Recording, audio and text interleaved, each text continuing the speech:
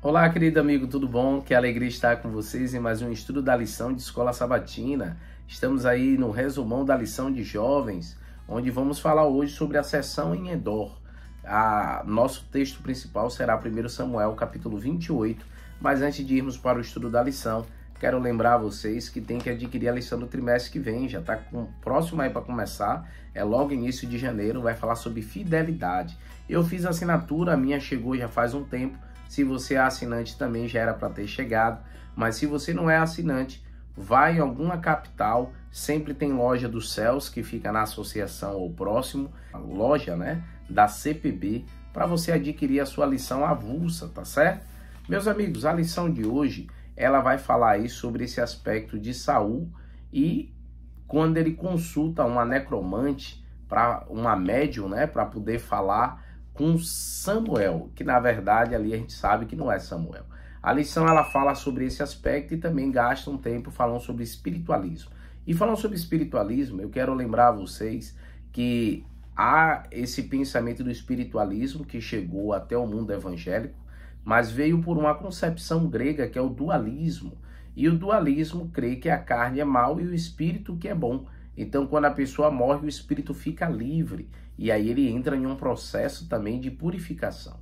Com isso, a gente precisa desenvolver uma cosmovisão bíblica. A nossa mente precisa interpretar a Bíblia de acordo com a própria Bíblia, não com filosofias gregas ou filosofias distantes do Senhor.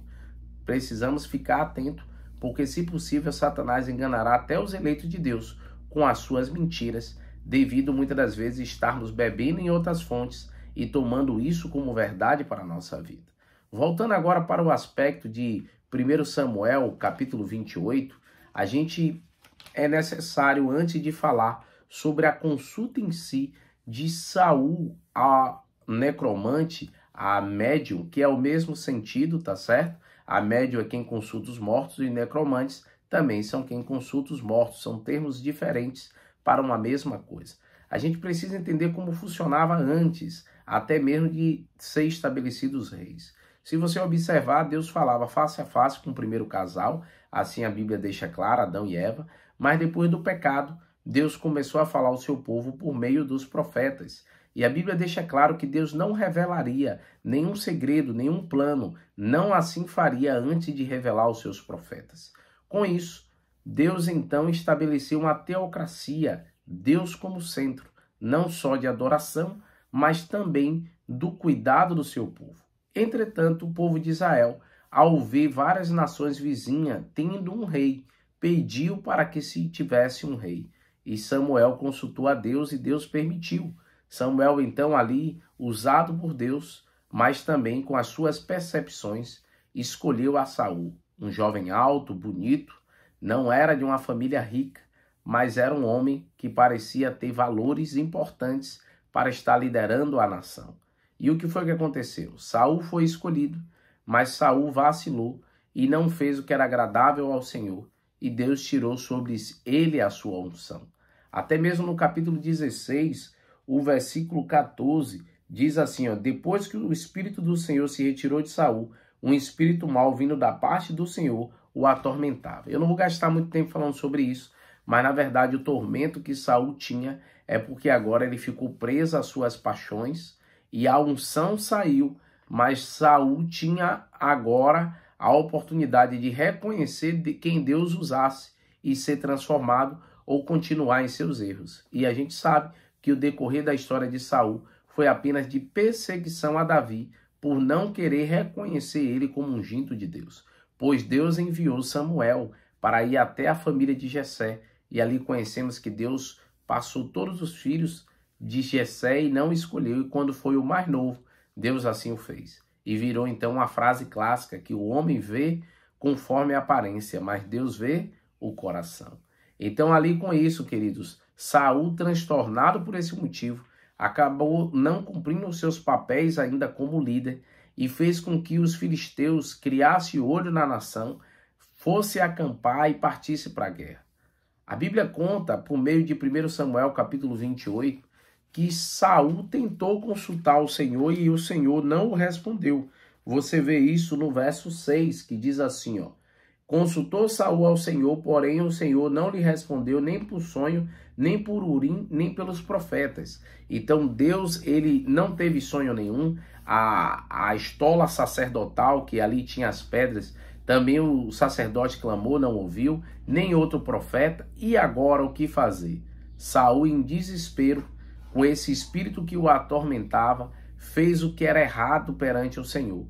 Consultou uma médium. E por que isso é errado? Você pode olhar alguns textos até do Antigo Testamento, como Levítico 19:31, que Deus pediu para que tirasse do meio da nação aqueles que consultavam os mortos. Até Levítico 20, verso 27, diz que a sentença para esse era para que fossem apedrejados.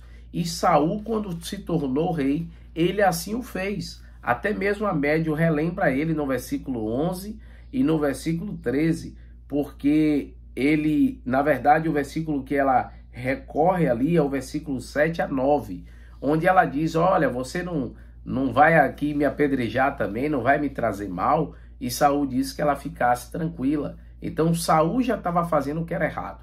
E aqui vem um outro aspecto para nós. Se Deus não respondeu da forma que era o correto buscar o Senhor, por que é que Deus responderia a Saul por meio de uma necromante? Então você vê que Saul estava totalmente enganado e ele cometeu um erro tremendo, porque se Deus ficou em silêncio naquele momento, é porque não era o momento para responder. Mas ali então Saul insiste nessa loucura, e aí o que é que acontece? O texto diz que ela faz subir a Samuel. Peraí, mas se nessa concepção evangélica a pessoa quando morre vai para o céu ou para o inferno, por que é que então ela não fez Samuel descer do céu, mas fez subir da terra? Aqui já tem um erro, porque até para a concepção espiritualista não era para isso ser dessa forma. Então, nós, como adventista e cremos na palavra de Deus, seguimos o conceito de 1 Samuel, capítulo 4, versículo 13, que diz ali, é a seção que fala sobre que os vivos não precederão os mortos, até que eles ressuscitem. Então, nós cremos que quem morre está no pó da terra, e um dia, quando Cristo voltar, serão o quê? Ressuscitados. Essa é a concepção bíblica e correta. Além disso, o texto também falha em dizer que é Samuel realmente, se crê assim, porque vai contra o que está em Eclesiastes, capítulo 9, versículo 5, que diz que os mortos de nada sabem. O verso 10 diz que na morte não há projeto, não há plano. Então não existe essa concepção de quem morreu sabe de alguma coisa. O texto é claro de dizer que quem morre não sabe de nada. Mas quem quer ser enganado, queridos, facilmente o é. Quem está em desespero é mais fácil para ser uma presa na mão de Satanás. Por isso que não se prenda aos seus sentimentos, não fique preso ao momento. Entenda que uma vida buscando ao Senhor, uma vida fazendo o que é certo, mesmo no momento de desespero, Deus traz para nós o fruto do Espírito da paciência. Então nós precisamos receber a bênção, mas do jeito de Deus e no tempo de Deus. Não seja precipitado assim como Saul. Além disso, ela diz, que até me chama a atenção essa parte, no verso 13, olha como é que ela diz. Respondeu-lhe o rei, não temas, que vês? Então a mulher respondeu a Saul, vejo um Deus que sobe da terra. Um Deus? Espera aí. Não era Samuel que ele estava buscando? Como é que agora subiu um Deus? A palavra que usada é Elohim, que significa Deus ou deuses. Então, assim, essa concepção do homem como Deus não é bíblica. Olha o que Satanás diz a Eva lá em Gênesis capítulo 3, verso 5, que diz que certamente não morreria, mas seria como Deus. O inimigo comete esse erro desde o início e às vezes nós ficamos desapercebidos a isso. Outra, ele fez subir alguém que parecia com Samuel, a voz parecia, a forma de falar. Lembre-se, querido, Satanás também sonda nós, não o coração, porque só Deus sabe fazer essa leitura da nossa mente e coração. Mas ele vê os nossos passos, nossas características, e ele engana muitos desta forma, falando coisas que a gente acha que só no íntimo nós e nossa família sabem. Mas lembra que os anjos de Deus estão ao nosso redor, mas assim também está o inimigo e ele ouve tudo? Então cuide com isso para não cair como uma presa fácil na mão de Satanás.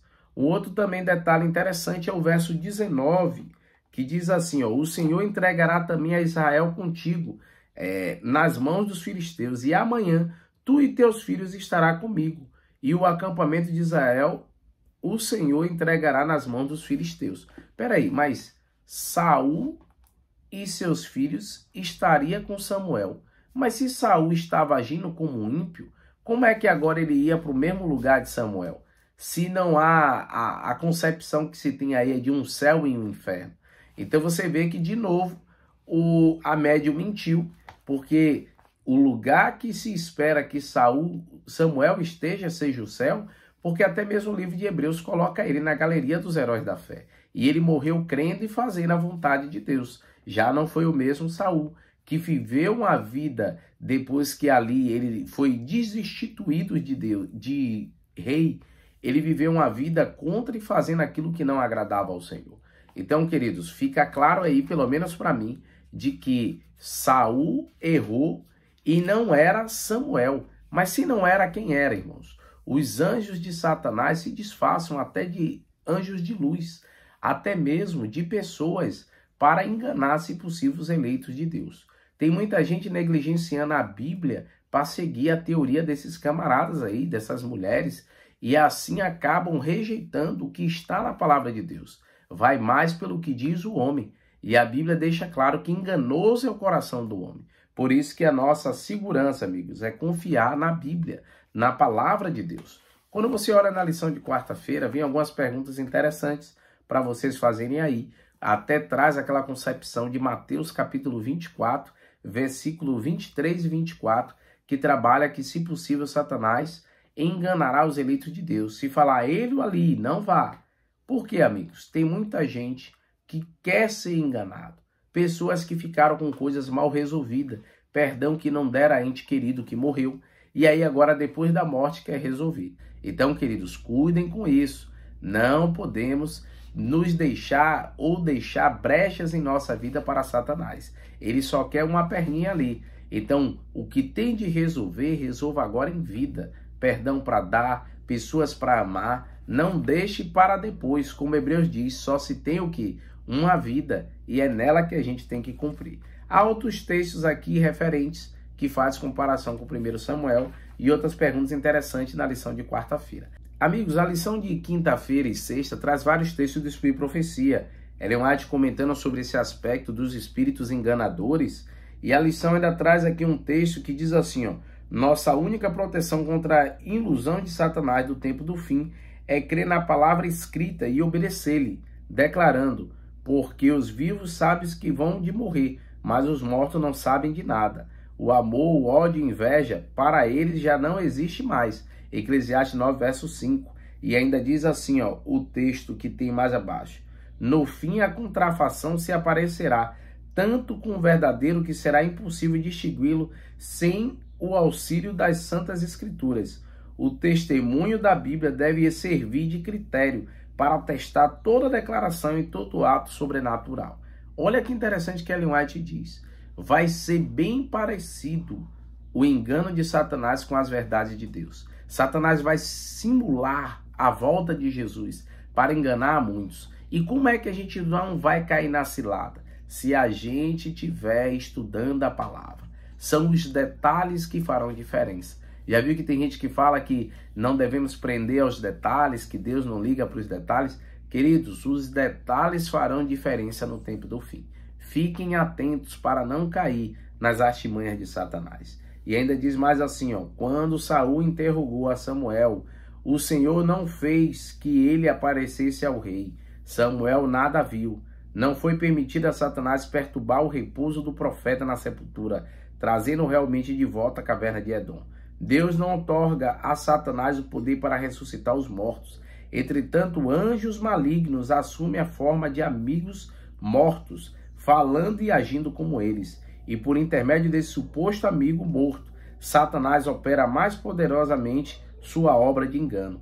Ele conhecia bem Samuel e sabia como representá-lo diante da feiticeira de Edom.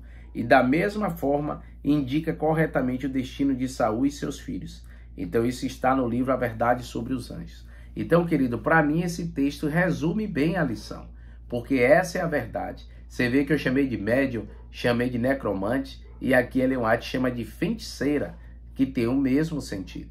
Satanás conhece, mas ele não tem poder para ressuscitar. Com isso, querido, não caia na artimanha de Satanás. Confie em Deus e faça aquilo que o agrada. Vamos orar? Querido Deus, ó Pai, abençoe o nosso amigo que estudou a lição conosco, que o Senhor o ajude a crer em Ti, a confiar em Tuas promessas e agir da maneira correta. Use-nos cada dia mais para o Teu serviço. Cumpre a Tua obra em nós, no nome de Cristo Jesus. Amém, Senhor. Deus te abençoe, queridos. Um abração.